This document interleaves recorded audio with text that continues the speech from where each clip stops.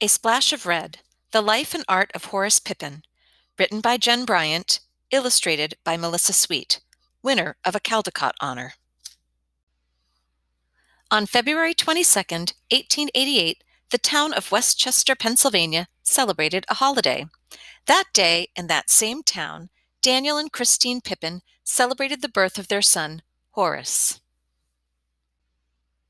Horace grew fast, so fast that his mother could barely keep up with the mending.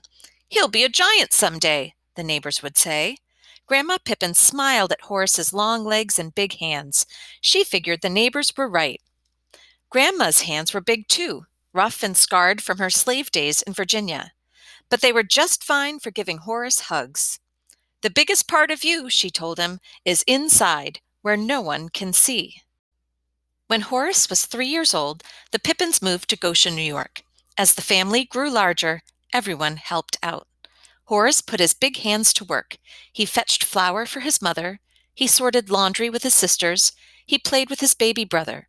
He held the horses while the driver delivered milk. At night, he piled wood for the stove and arranged dominoes so his grandmother could play.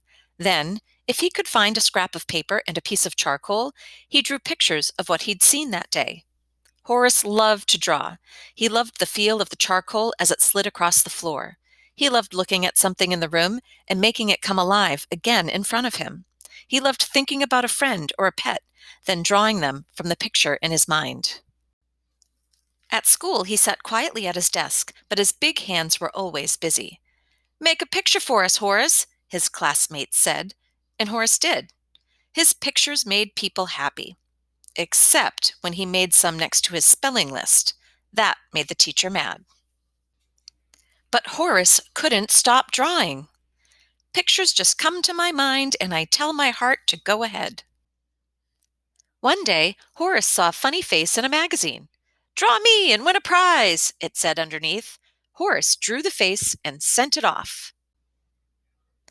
A few weeks later, a package arrived. Inside, Horace found colored pencils, a pair of brushes, and a box of paints. "Congratulations," said the note. Horace had won his first real art supplies. "Paint a picture for us, Horace," his sisters cried. And Horace did. He painted everyday scenes in natural colors. Then he added a splash of red. Horace was in 8th grade when his father left for good. The family needed money, so Horace quit school and went to work. For several years, Horace's big hands were always busy, stacking grains of sack at a feed store, shoveling coal at a rail yard, mending fences on a farm, carrying luggage at a hotel, making brakes in an iron factory, packing oil paintings into large wooden crates. Looking at these made Horace remember winning that art contest. How proud he'd been, how he'd loved those colored pencils, those brushes, and his first real box of paints. Horace was a big man now, with big responsibilities. Still, he loved drawing as much as he always had. He used charcoal, broken pencils, whatever he could find. "Make a picture for us, Horace," the other workers said, and Horace did. Far across the ocean, a terrible war had begun. Horace's big heart wanted to help. He joined the army and sailed away. The good old USA was in trouble with Germany. In France, Horace and his regiment dug deep trenches for protection. There were no blankets or beds. It was always wet and cold and dark. "I have not seen the sun in more than a month," Horace wrote. He wrapped his big hands around a rifle. Planes droned overhead. Shells exploded. Gunfire rattled through the night. If the fighting stopped for a while, Horace put down his gun and picked up a pencil. "Make a picture for us, Horace," his soldier friends pleaded. And Horace did. He filled his notebooks one by one. The war brought out all the art in me. One day, he climbed to the top of the trench. A shot rang out. Horace felt pain in his shoulder. He was hit. Many hours passed before help came. Horace was glad to be alive, but the bullet had badly damaged his right arm. When it healed, he couldn't lift or move it the way he used to. Now, when someone said, "Make a picture for us, Horace," Horace could not. After the war, Horace came back to the United States and met Jenny Wade. Jenny was a hard worker. She loved to cook.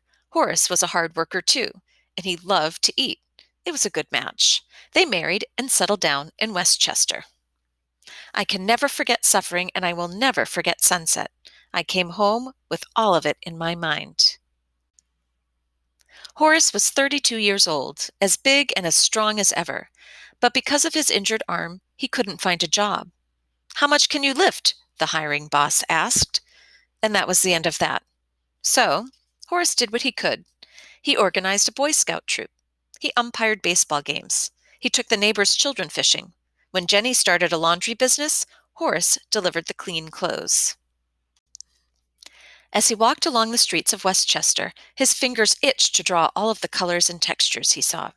Lacy white curtains billowing in the windows, a splash of red geraniums blooming on a step, a yellow cat sprinting down an alley, deep green vines spiraling up a wall. At night, his old home in Goshen, his grandmother's slave days, and the Bible stories she told made pictures in his mind. He longed to draw them too. But how? His right arm was weak and painful to lift. The iron poker stood by the fire, straight and tall as a soldier. Could he? With his left hand, he grasped his right wrist. He thrust the poker into the flames until it glowed red hot. Using his good arm to move the hurt one, he scorched lines into wood. "Make a picture for us, Horace," the neighbors said, and Horace did. With practice, his arm grew stronger, his hand steadier. "Maybe now," he told Jenny, "I can try painting." There was no money for art supplies, so Horace used an old brush and leftover house paint he found in the alleys. For a canvas, he used a clean piece of cloth. Every day and late into the night, Horace worked on his painting. He used gray, black, and white, the somber colors of war. Here and there, he added a splash of red. He used 100 layers of paint. He decorated the frame with tiny sculptures. 3 years later, he finished. If a man knows nothing but hard times, he will paint them, for he must be true to himself. Now, as he delivered laundry or fished in the river, new ideas came. But he didn't paint them right away. Before he reached for a brush, Horace planned each new scene in his head. "I go over that picture in my mind several times, and when I am ready to paint it, I have all the details I need." He painted the milkman in his wagon, woman working in the kitchen, children playing games in the yard, cotton fields and log cabins, John Brown and Abraham Lincoln, war scenes and Bible tales, men singing on the corner.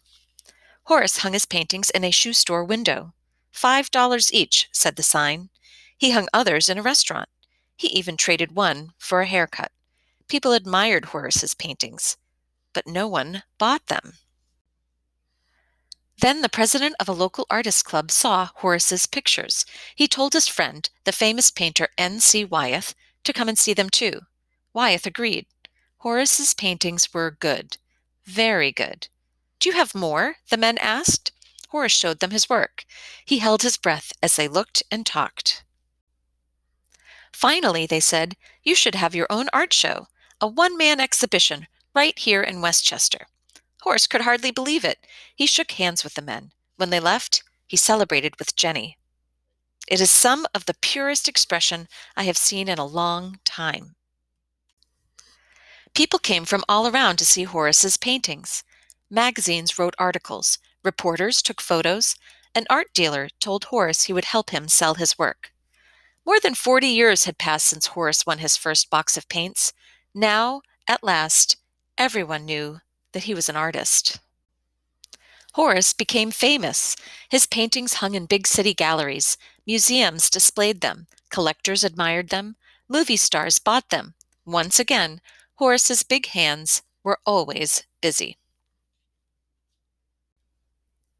And if you stood outside his house late at night, you might see him leaning towards his easel, his left hand holding up his right, painting the pictures in his mind.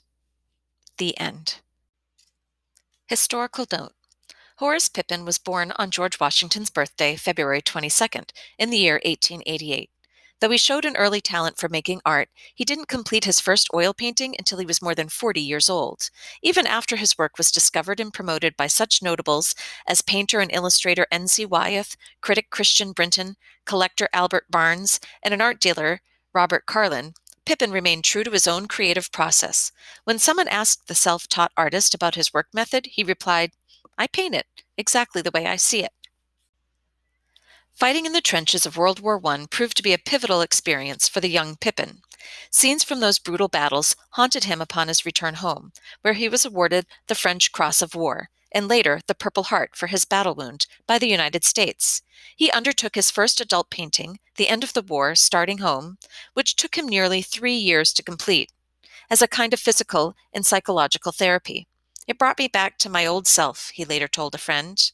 Through daily practice and gritty determination, he gradually regained some of the control he had lost in his injured right arm.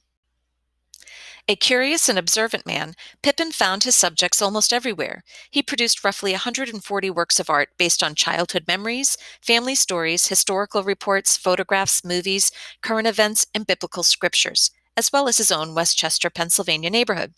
Pippin's masterful use of color, form, and composition, how the elements of a picture are arranged, is considered his greatest artistic strength. Today, museums in Philadelphia, New York City, Washington, D.C., Chicago, Baltimore, Minneapolis, Wichita, Buffalo, Charleston, and other cities proudly display the works of Horace Pippen. He has been variously labeled a folk artist, a self-taught artist, and a primitive painter, but he is certainly and indisputably an American master.